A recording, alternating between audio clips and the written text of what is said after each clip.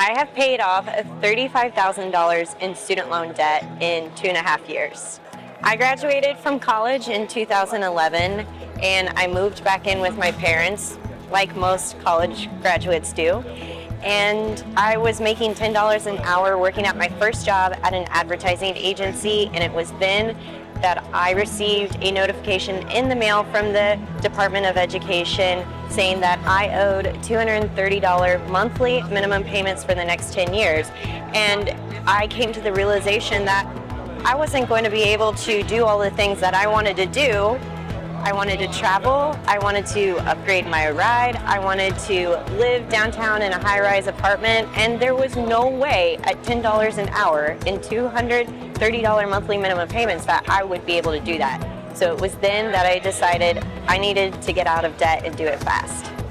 The number one thing that has helped me pay off debt, and the number one thing that I tell everybody else, is to write down where you're at with your finances.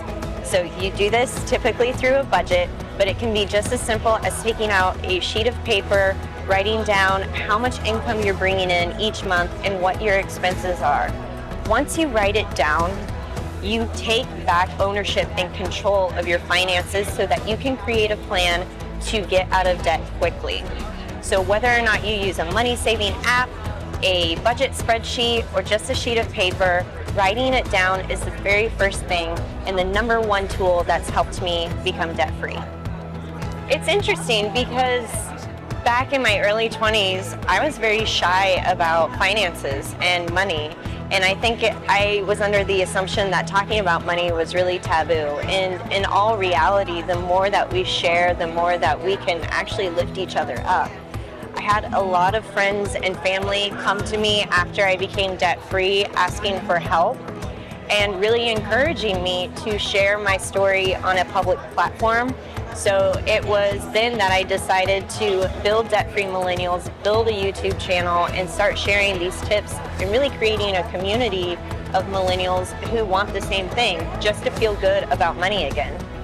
There's a couple of different stories. I host a private Facebook group, and inside of that group, there are tons of millennials who are sharing their livelihoods with each other, probably things that their own family and friends don't know. And it's things like paying off a car for the very first time or building a $1,000 emergency fund.